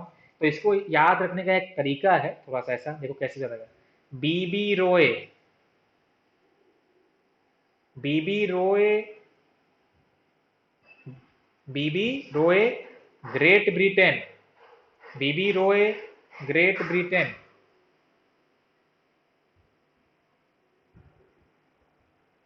Great Britain very good wife. एक तरीका है याद रखने का, B B Roy great Britain very good wife. Okay, ये जो पहला बी है होता है for black, brown, red, orange, yellow. और देखो मैंने यहाँ पे केवल जो जी है उसको मैंने लिखा है इन कैपिटल टर्म, तो ये आपका ग्रीन हो गया। फिर आपका हो गया यहाँ पे, ये आपका हो गया ब्लू, ये आपका हो गया वायलेट, ये आपका होता है ग्रे, और ये आपका होता है व्हाइट। मतलब ये आपको याद करना पड़ेगा, सिंपल सी कहानी। आप जैसे इसको याद करो, बीबी रो ऐसे याद करो या इसको नॉर्मली याद करो, तुमको इसको याद करना पड़ेगा। ओके, तो याद हो गया। इसका जो कोडिंग है वो तुम्हारा होता है स्टार्ट फ्रॉम जीरो। देखो जो सबसे पहला है ब्लैक, जीरो, 1 2 3 4 5 6 7 8 9। ओके, देखो तो ये जो अपना ये जो टर्म है ऑफ डिजिट वाला, उसमें आपका गोल्ड और सिल्वर नहीं है, तो वो लोग तो सब आपका आता भी नहीं। आप चार पांच लोग जो कोडिंग मैंने यहाँ दिया है बस वो आप लोग याद रखना। अब देखो क्या होता है, पहला जो दो कलर है, पहला जो दो बैंड का कलर है वो हमको देता है डिजिट। पहला जो दो बैंड का कलर है वो हमको देता है डिजिट। जो आपका जो ये थर्ड कलर है ना, थर्ड बैंड का जो कलर है वो आपको देता है मल्टीप्लायर। ओके, और जो आपका फोर्थ होता है बैंड वो आपको देता है टोलरेंस। टोलरेंस का मतलब होता है कि जो आपका इस कलर कोडिंग से जो आप आर का वैल्यू फाइंड कर रहे हैं उसमें क्या हो सकता है, कुछ एरर। तो अगर आपका फोर्थ कलर गोल्ड रहे तो उसमें आपका 5% का होता है टोलरेंस। अगर सिल्वर रहे तो 10% का होता है। अगर कोई कलर नहीं है तो आपका वो 20% का होता है टोलरेंस। अब चलो हम तुमको ये सिखाते हैं कि ये जो हमको इस फिगर में दिया हुआ है ये रेजिस्टेंस, इसका वैल्यू कितना होगा। तो हमने क्या बोला कि जो पहला आपका दो कलर है वो देगा आपका डिजिट। तो देखो सबसे पहला क्या था आपका रेड, सबको दिख रहा है सबसे पहला रेड कलर है। तो इसमें जाओ, इन टेबल रेड कलर कहाँ है, देखो हमको मिल गया रेड। तो सर रेड का होता है डिजिट 2, तो हम लिख दिया डिजिट 2। सेकेंड जो था कलर वो है आपका ऑरेंज। देखो तो इस टेबल में फॉर ऑरेंज डिजिट है 3, तो हमने लिख दिया 3। तो पहला जो दो कलर होगा वो आपको देगा डिजिट, और थर्ड जो होगा वो आपका होगा मल्टीप्लायर इन 2, 10 लिखना है। जो भी आपका थर्ड वाला बैंड का कलर है तो वो आपका जाएगा 10 का पावर में, वो क्या है मल्टीप्लायर, और वो जाता है 10 का पावर में। तो थर्ड कलर क्या था, येलो, तो मैंने देखा यहाँ से येलो 4, तो 10 का पावर 4 हो गया।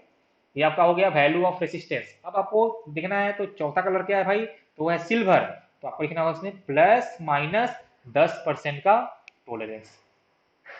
पक्का ना, मतलब कि इसका जो वैल्यू आएगा वो कुछ आपका आएगा 23, और इस पे 4 जीरो लगा दो यहाँ पे, एंड +-10%। ये +-10% का मतलब ये हुआ कि आप इसका ये जो 2 3 पे 4 जीरो है आप इसका 10% फाइंड करो, आप उस 10% को इस वैल्यू में ऐड करो और सब्ट्रैक्ट करो।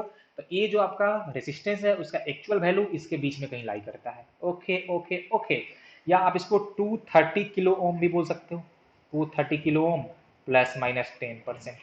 बोलो ठीक है ना ये। हाँ ये बिल्कुल आसान है, इसमें कोई वो नहीं है, तो चाप नहीं होता है।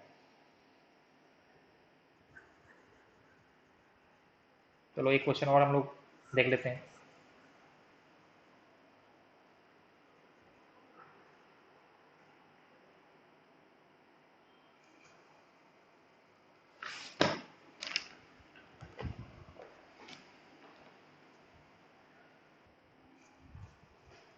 मेरे पास एक कार्बन का रेसिस्टेंस है, उसका वैल्यू दिया है 14 × 10⁵ +-5% ओम। तुमको इसका जो कलर है बैंड्स का तुमको वो बताना है इन ऑर्डर, कि कौन सा कलर होगा। तो देखो पहला जो है 1 है डिजिट, तो किसका होता है, फॉर ब्लैक 0, फॉर ब्राउन 1, तो मेरा पहला जो कलर होगा वो होगा ब्राउन। सेकेंड आपका है डिजिट 4, तो 4 येलो हो जाएगा आपका, येलो।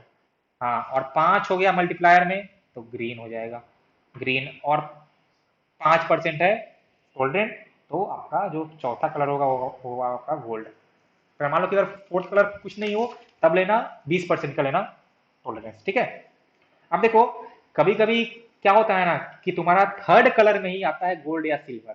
तो अगर थर्ड कलर में ही गोल्ड या सिल्वर आ जाए, तो देखो उसके लिए फॉर गोल्ड तुम्हारा होगा जो मल्टीप्लायर है तो होगा 10⁻⁻1, एंड फॉर सिल्वर जो तुम्हारा है मल्टीप्लायर वो तुम्हारा हो जाएगा 10⁻²। तो देखो फॉर एग्जाम्पल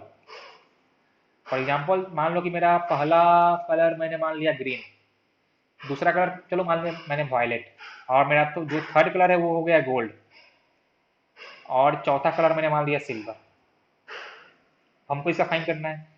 तो ये जो ग्रीन, ये पहला ग्रीन था, पहला ग्रीन है, तो कितना है ग्रीन का 5, फिर था वायलेट 7, इनटू थर्ड आपका हो गया गोल्ड मल्टीप्लायर में, तो 10⁻⁻1, प्लस माइनस सिल्वर है ना आपका, सिल्वर है तो 10%, प्लस माइनस 10%, और इतना यहाँ पे ऐड कर दो, ओम हो गया। मतलब ये जो तुम्हारा सिल्वर और गोल्ड है, ये तुम्हारा या तो आता है थर्ड बैंड, या तो तुम्हारा आएगा फोर्थ बैंड। वो तुम्हारा पहला और सेकंड में नहीं आता है, पहला और सेकंड में जो ये कलर यहाँ पे दिया हुआ है वही सब आएगा। बोलो ठीक है ना, कोई दिक्कत? चलो, अब हम लोग मिलते हैं नेक्स्ट क्लास में, जहाँ पे हम लोग सर्किट के बारे में स्टडी करना स्टार्ट करेंगे। अभी हमने बस इसका बात कर रहे थे इसका कंस्ट्रक्शन वगैरह के टर्म में, अब हम लोग इसका सर्किट लेके बात करेंगे। तो हम लोग मिलते हैं नेक्स्ट क्लास में, ठीक है।